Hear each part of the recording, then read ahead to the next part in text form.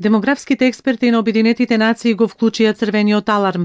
Планетата Земја со забрзано темпо се движи кон опасна депопулација, повикувајќи ги националните влади на сериозен одговор за запирање на белата чума, која се заканува да го истреби светот. Владите да преземат сериозни стратегии кои демографската ревитализација ќе ја стават на пиедесталот на приоритети, апелираат од Обединетите нации. Показателите за регионот на Западен Балкан и за Република Македонија не се исклучок од светските негативни трендови.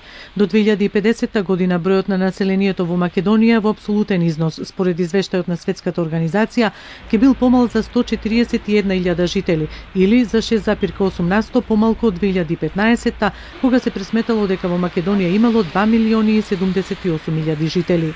Мало светло на оваа слика фрлаат последните податоци за пораст на наталитетот преку разните владини мерки за стимулирање на раѓањата, како вработувањето на младите, запирањето на одливот на младите, домувањето на младите брачни парови, детскиот додаток, додатокот за мајките и низа други додатоци и бенефити за трето и четврто дете.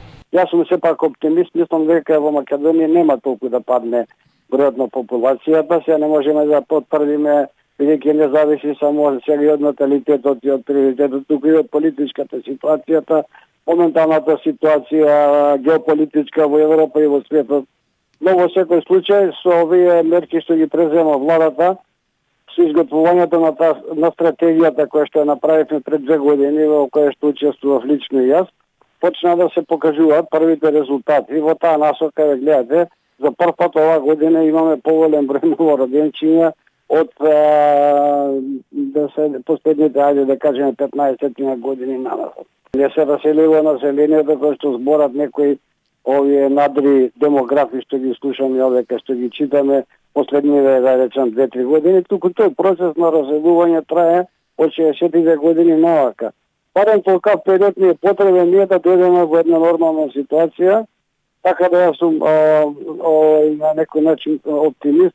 Дел од мерките кои што ги предложивме почнаа владата да ги презема, така да мислам дека сето тоа ќе стабилизира демографската слика во Република Македонија. И во Србија бројот на населението ќе се менува во негатива.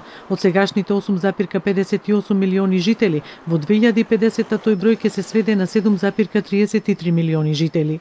Српските демографи, меѓу разните економски мерки за младите брачни парови, излез од оваа негатива гледаат во враќањето на трендот на многодетните семејства. Ако во 50-тите години од минатиот век во Србија имало 160.000 раѓања годишно, тој број сега изнесува помалку од 65.000 бебиња на годишно ниво. Демографот Горан Пенев од Институтот за општествени науки во Белград за новинската агенција Бета меѓу другото изјавил: Државата може да ја промени демографската иднина на србите со тоа што ќе создаде поволни услови за живот на младите. А за да се создадат поволни услови за раѓање, неопходно е намалување на стапката на невработеност на младите.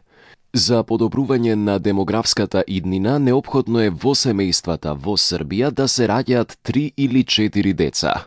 На Србија е потребна долгорочна и сериозна популацијска политика и подобрување на економската ситуација.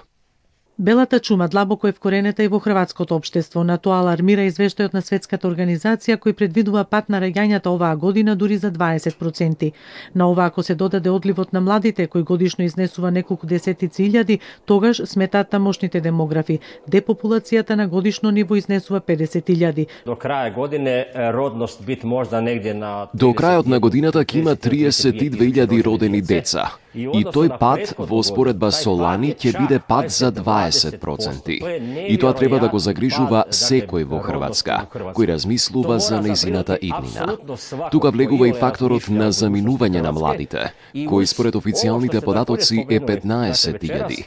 А според неофицијалните веројатно преминува неколку десетици илјади, што значи годишно депопулацијата на Хрватска изнесува околу 50.000, што е многу страшно. Значајна помош би било кога буџетот ќе се ослободи од разноразни паразитски ставки со кои се финансираат некакви тела кои не придонесуваат со ништо за развојот на општеството. Според наша проценка, со тоа би се заштедиле неколку милиарди куни, кои можат да се пренасочат во програми за демографска ревитализација на државата. Според извештајот на Обединетите нации, бројот на населението во Европа до 2100 година ќе се намали за безмалку 100 милиони жители, а пораст ќе има во Авганистан од сегашните 32,52 милиони на 57,63 милиони.